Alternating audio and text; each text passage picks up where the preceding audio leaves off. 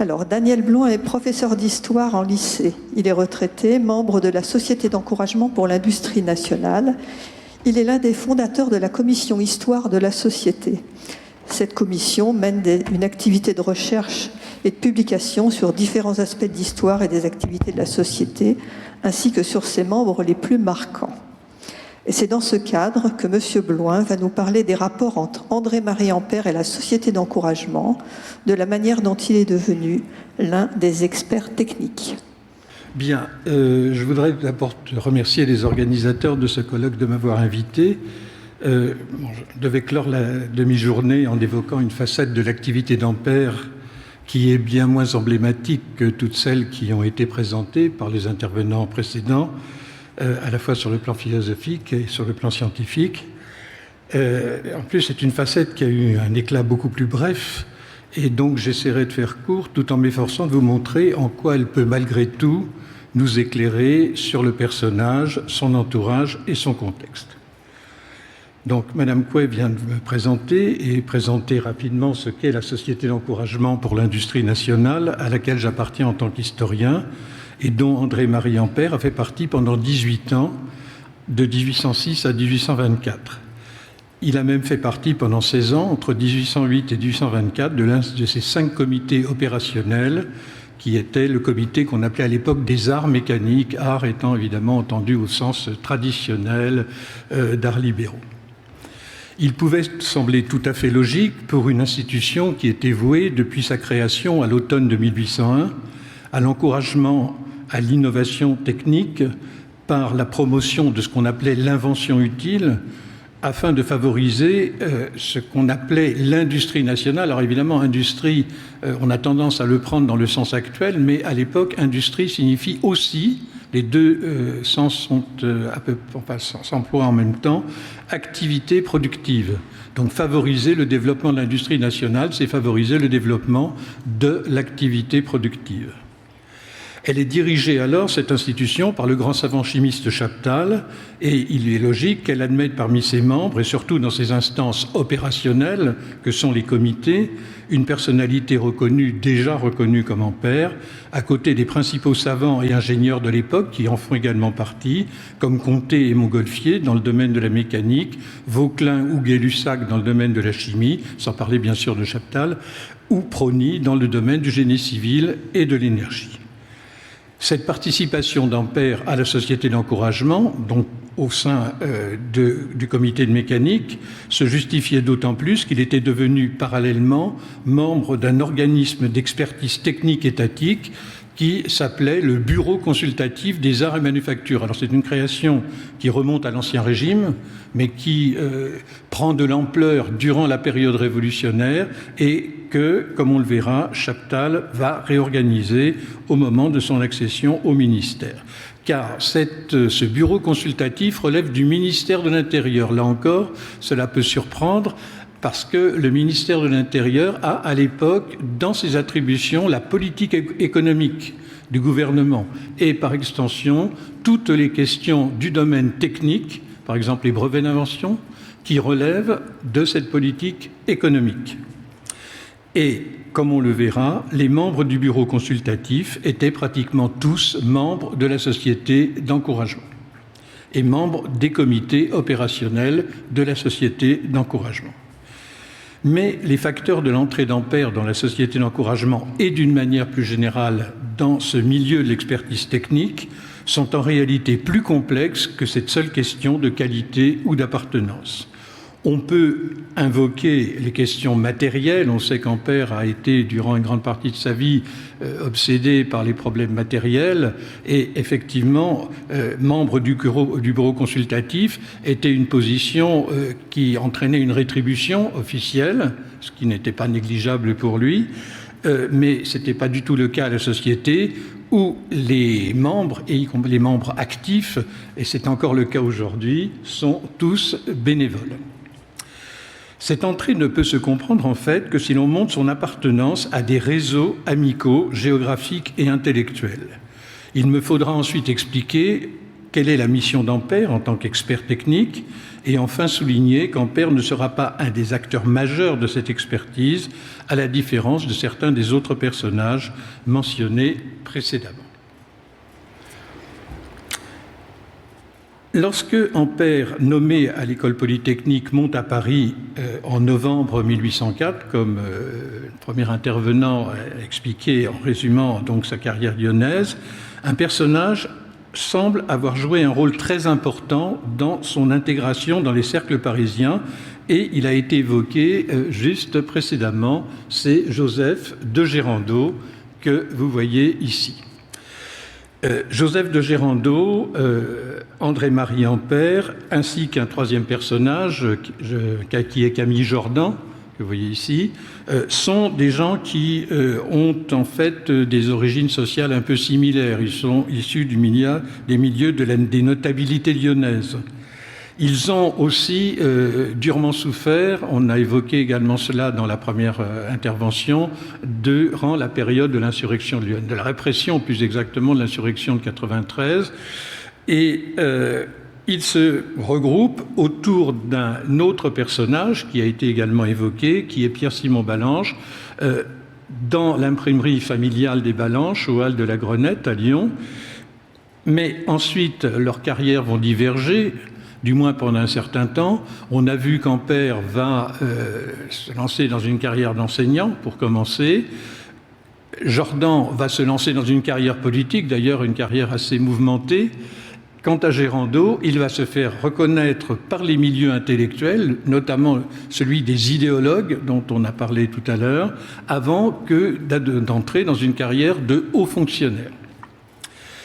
Lorsque Ampère monte à Paris en 1804, donc, cette amitié qu'il a avec Gérando se consolide. Il devient un intime du couple de Gérando, Joseph de Gérando, mais aussi son épouse, Anne-Marie de Ratsamhausen, qui est une jeune noble d'origine alsacienne et au passage une excellente connaisseuse de la philosophie allemande et des intellectuels allemands du Sturm und Drang. Elle traduira même en français un certain nombre de textes de l'époque et aura donc un rôle de passeur très très important dans ce passage de la philosophie et de la pensée allemande de l'époque vers la France. Mais elle veut aussi jouer le rôle de la bonne amie. Elle va s'efforcer, puisque Ampère monte à Paris avec son fils et ses belles-sœurs, enfin sa sœur et sa belle-sœur, il faut donc lui trouver une épouse, il faut lui trouver l'établir dans la capitale, qui puisse tenir son rang. Donc elle va essayer de lui trouver une épouse, elle va le faire, mais on sait bien que ça ne sera pas, malheureusement, une réussite. Le couple de Gérando introduit également Ampère dans les grands cercles et cercles importants de la capitale. Et tout d'abord, the place to be, on dirait aujourd'hui, l'endroit où il faut être et se faire connaître, qui est le salon de Juliette Récamier, qui regroupe tout ce que Paris compte comme élite sociale, politique, militaire, intellectuelle, etc., etc. Mais aussi un autre cercle, celui des frères de Lesser. Les frères de Lesser sont des Genevois. Ce sont des négociants genevois qui sont montés à Paris à la fin du directoire, début consulat, pour faire des affaires, en particulier développer des activités industrielles. Dans ce cercle, on y rencontre un autre milieu que celui qui fréquente Juliette Récamier, c'est le milieu des entrepreneurs. On y trouve aussi un réseau qui est celui des philanthropes. Alors, qui sont les philanthropes? Ce sont des notables qui veulent pratiquer une charité civile, mais une charité organisée de façon rationnelle, avec notamment des éléments techniques pour être la plus efficace possible. C'est une philosophie très, très utilitariste.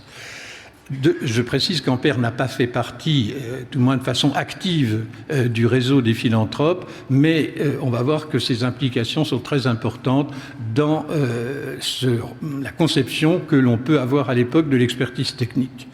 On n'évoquera pas ici l'entrée d'Ampère dans le cercle des idéologues, on en a parlé tout à l'heure, et il faut simplement rappeler que Gérando était très très proche de ce cercle des idéologues depuis la fin du directoire, même si à l'époque, à cause de ses fonctions publiques, il a pris un peu de distance, car on sait que les idéologues vont avoir quand même un certain nombre de problèmes avec Bonaparte, et qu'il vaut mieux pour de Gérando ne pas trop afficher ses relations étroites avec les idéologues. Mais en fait, et je ne développerai pas cela, on l'a expliqué, Gérando Gérando et Ampère seront dans ce domaine de la quête philosophique ou intellectuelle, ce que vous voudrez, des compagnons de route, même si en réalité ils auront des visions qui seront quand même sensiblement divergentes sur un certain nombre de points, notamment le spiritualisme, l'esprit religieux, etc.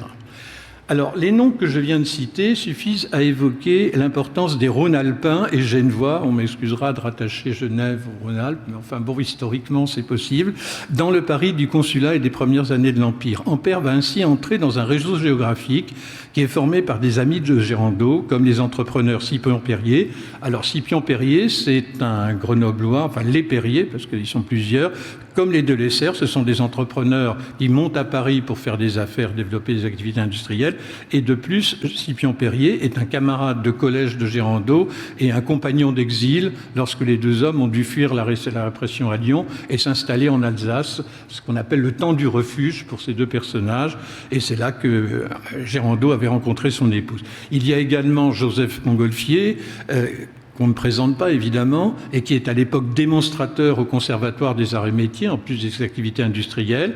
Il y a un autre Genevois qui est Pyramus ou Pyrame, comme vous voudrez, de Candolle, qui est un savant botaniste et qui en plus a connu Jean-Jacques Rousseau, ce qui évidemment pour Ampère est quelque chose d'extraordinaire. Il y a un juriste qui est pour nous plus connu comme gastronome que comme juriste, mais qui à l'époque était aussi connu comme juriste, c'est Jean Antelme Brillat-Savarin, qui se trouve de plus être le cousin de Juliette Récamier. Je signale d'ailleurs que le mari de Juliette, Jacques Rose Récamier, est dans les premiers temps le banquier de la Société d'encouragement.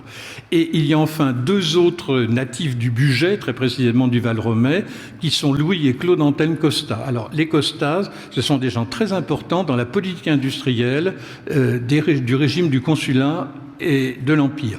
Claude Antelme, que vous voyez ici en médaillon, est le chef du bureau des arts et manufactures au ministère de l'Intérieur, donc toujours dans ses attributions du ministère de l'Intérieur. Il a donc la haute main sur la mise en œuvre pratique de la politique industrielle du consulat et de l'Empire. Alors, ces noms, évidemment, ne sont pas que ce réseau, n'est pas que de pure sociabilité. On y débat de multiples projets, dont certains portent sur les formes et les modalités du développement économique du pays, notamment l'incitation au progrès technique, mais aussi une réflexion sur la finalité de ce progrès technique. Est-ce que le progrès technique, c'est seulement des inventions pour promouvoir des produits nouveaux, ou est-ce qu'il doit y avoir une utilité sociale? Ça, c'est un grand débat qui se tient à l'intérieur de ce cercle, notamment dans les milieux philanthropiques. Et ce débat va aussi influencer Ampère.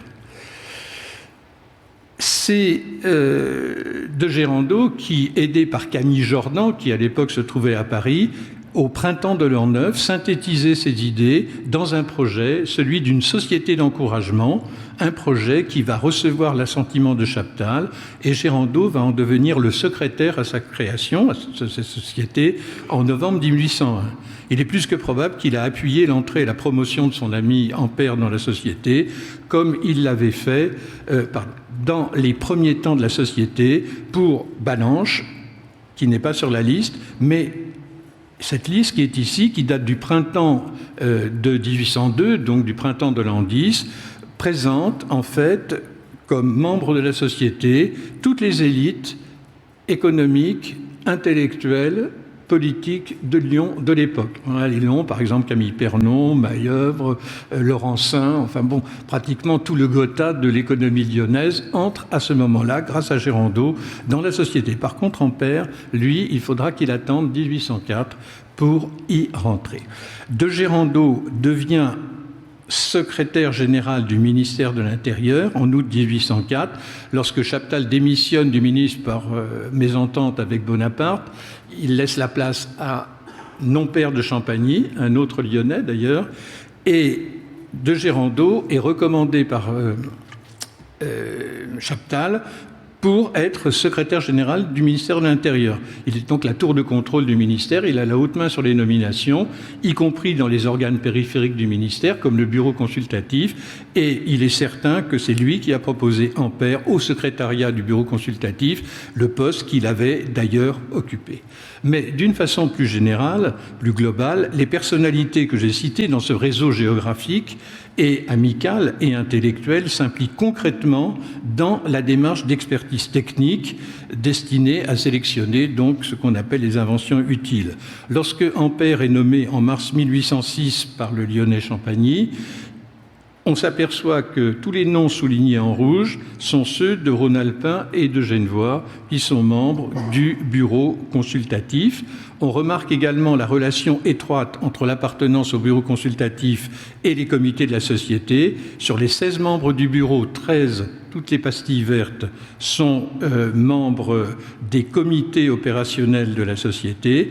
Et on voit par exemple que lorsque Ampère, avec une très belle faute d'orthographe, est admis à la société en juin 1806, il est patronné par Montgolfier.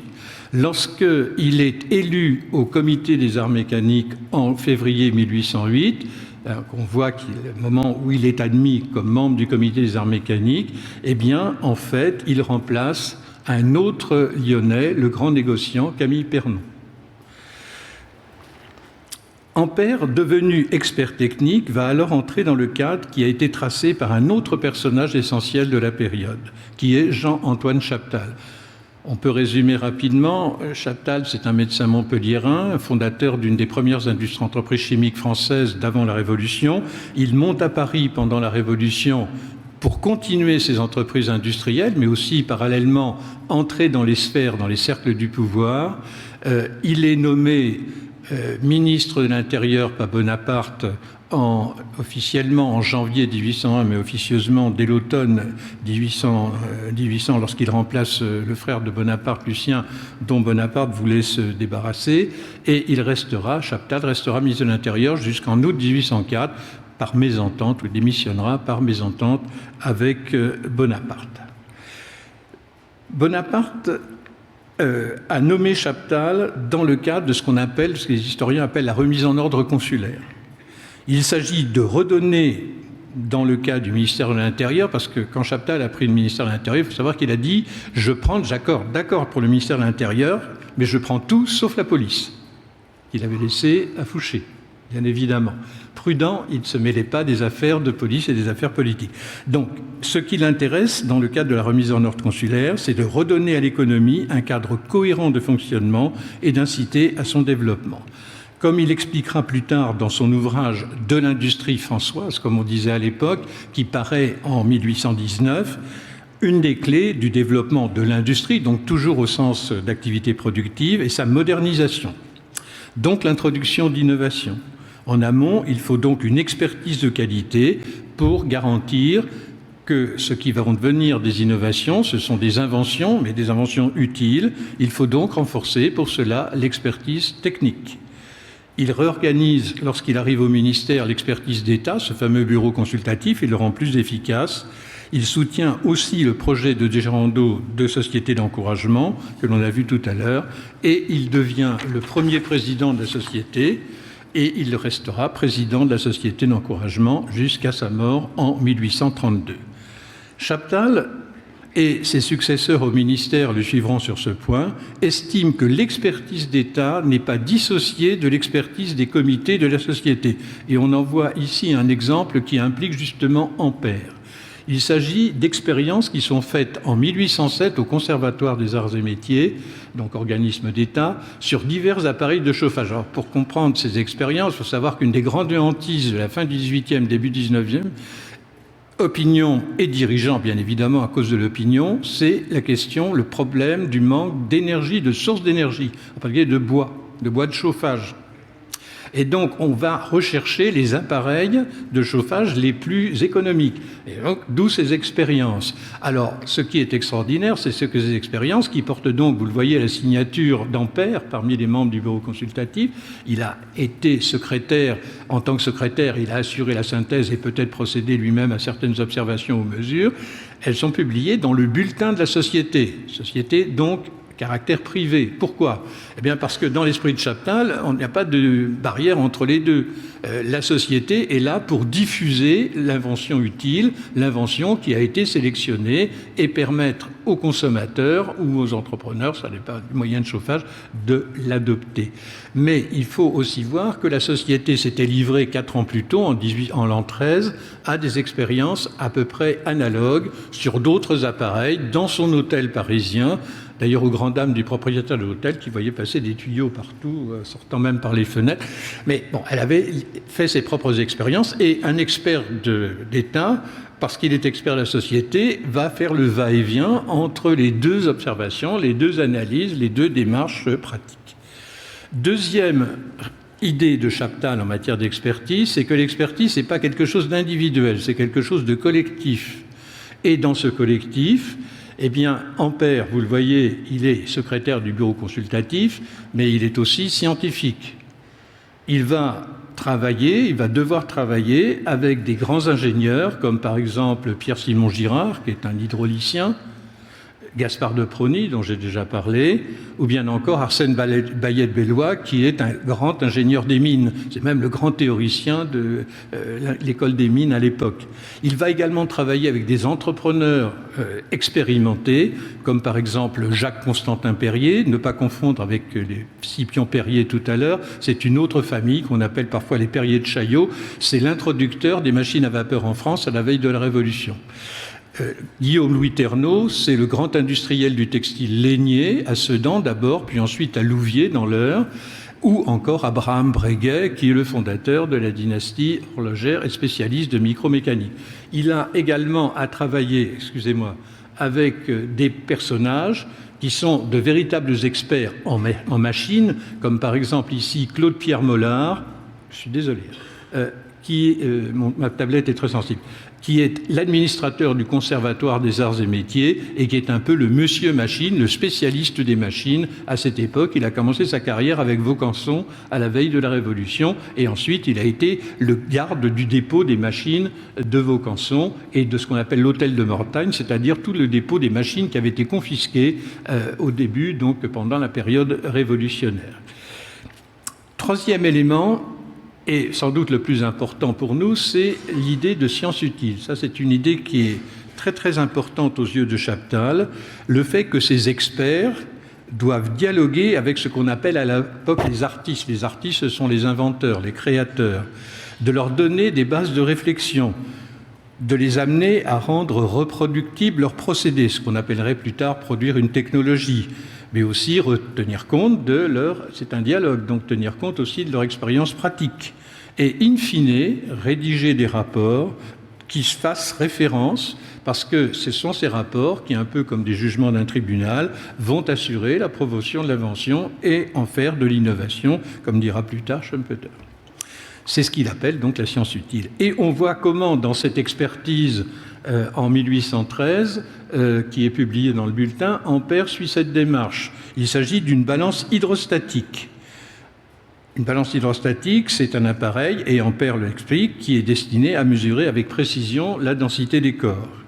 Elle est proposée par un fabricant parisien d'instruments scientifiques. Il faut savoir que les scientifiques ont à l'époque des rapports très très étroits avec les fabricants d'instruments scientifiques parisiens. Il présente l'instrument, mais tout de suite, vous le voyez, il se livre à une critique en expliquant que Monsieur Barré, par malheur, n'a pas vu comment il fallait graduer son instrument pour atteindre le but qu'il se proposait. Et donc, Ampère va se livrer à toute une série, vous le voyez, de démonstrations mathématiques pour expliquer comment il faudrait que Barré gradue sa balance pour arriver, et donc l'instrument ainsi rectifié sera d'un usage extrêmement facile et donnera sans aucun calcul les densités qu'on voudra déterminer. Donc c'est l'utilité de l'instrument, de la balance hydrostatique.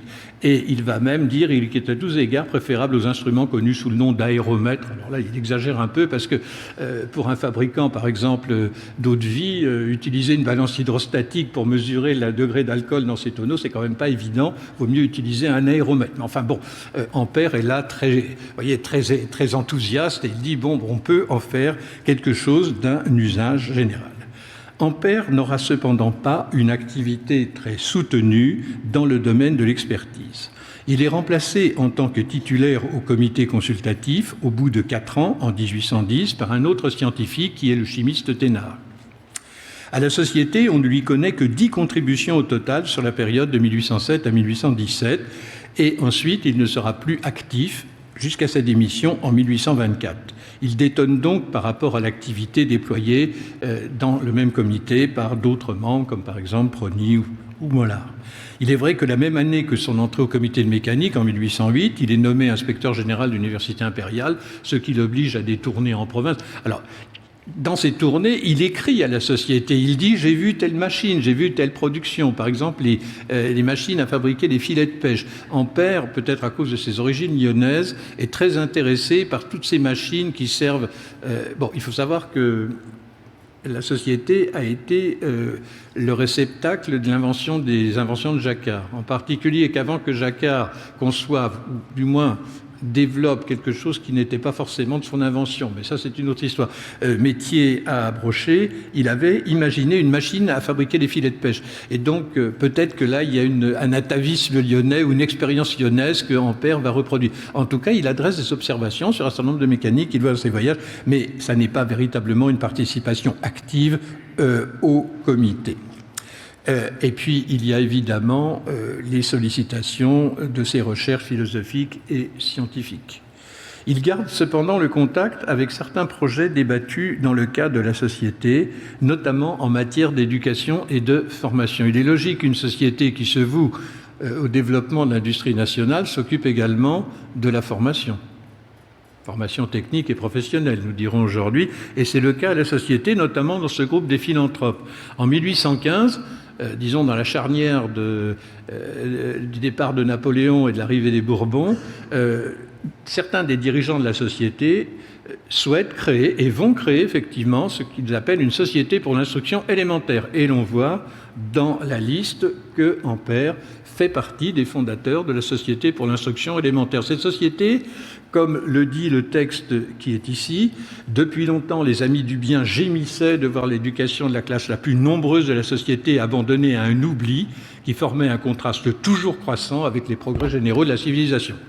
Donc, on adopte une méthode pour former les enfants des classes populaires. C'est une méthode importée de Grande-Bretagne, rétablissement des échanges intellectuels avec la Grande-Bretagne. À l'époque, c'est l'enseignement mutuel. Alors, vous voyez ici sur la gravure, c'est la première école mutuelle fondée à Paris en juillet très exactement 1815, rue Jean de Beauvais, on disait à l'époque Saint-Jean de Beauvais, dans le 5e arrondissement actuel. Donc les enfants sont classés par classe d'âge, par groupe d'âge. Ils ont des répétiteurs qui sont pris parmi les enfants les plus éveillés. Et ensuite, il y a des systèmes de tableaux, vous voyez. Et le maître d'école, il joue un peu le rôle du chef d'orchestre. C'est un système extraordinairement mécaniste, utilitariste au possible, typiquement anglais, et qu'on va donc adopter en France. Mais pour cela, il faut trouver les locaux, les aménager, comme par exemple ici l'école de la rue Jean de Beauvais. Vous voyez, on a mis sous le crucifix, on a mis des tableaux d'enseignement, rédiger des manuels. Tout ça, ça demande une participation concrète. Et on voit par exemple des gens comme Louis-Benjamin Franqueur, je vais en parler tout de suite, qui est un autre grand savant et qui sera aussi membre de l'Académie des sciences, mettre la main à la pâte concrètement, rédiger des tableaux, des manuels, et même d'ailleurs des manuels, des tableaux dans le domaine de la musique, car c'est un excellent musicien. Alors, on aurait pu penser qu'Ampère s'investisse dans le domaine des contenus, puisqu'il était inspecteur général de l'université impériale. D'ailleurs, on trouve dans le comité d'instruction des gens comme Choron ou l'abbé Gautier, qui sont de notoires pédagogues, et des gens qui ont vraiment réfléchi à l'époque sur la question de l'instruction. Et Ampère, vous le voyez, lui, il se limite à la question de la commission des fonds, donc de la gestion des finances de la nouvelle société. Quant à son ami Gérando, eh bien, ce style emphatique ne trompe pas, c'est lui qui a rédigé le règlement de la société d'encouragement et qui en est d'ailleurs le premier président. Ampère ne se sera donc pas, et ça sera ma conclusion, impliqué réellement dans ce projet de sciences utiles, autant que l'aurait souhaité Chaptal et surtout son ami de Gérando.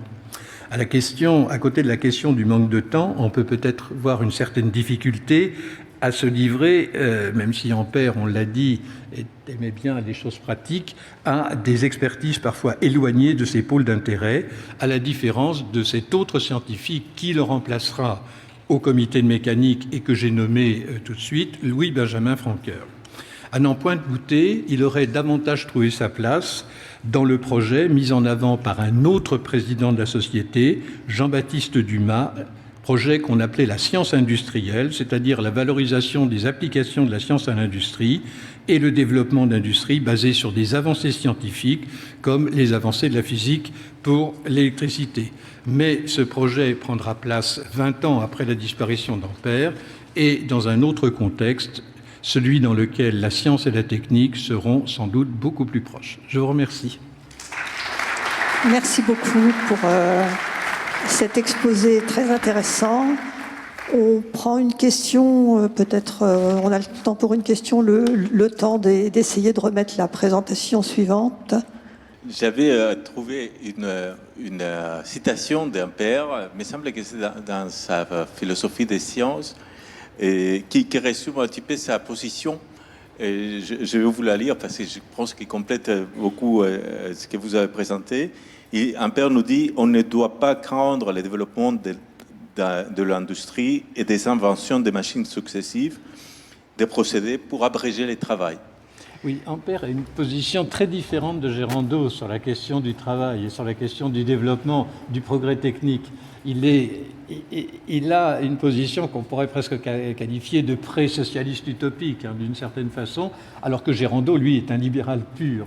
Et c'est ça qui va faire différencier les deux hommes. Et peut-être que dans la société, justement, cet esprit pragmatique, cet esprit très pratique et très concret, un peu utilitariste, a peut-être éloigné Ampère d'une action concrète. Il y avait dans la société cette ambivalence, il y a la démarche des philanthropes, donc l'utilité sociale, l'invention pour l'utilité sociale, mais aussi l'utilité du progrès technique pour le développement économique. Et donc, Ampère, lui, il se situe plutôt du côté de l'utilité sociale que du côté du développement économique pour la croissance de la production, etc., etc. Et je pense que là, il y a véritablement un point très, très important chez lui. Merci beaucoup. Merci beaucoup.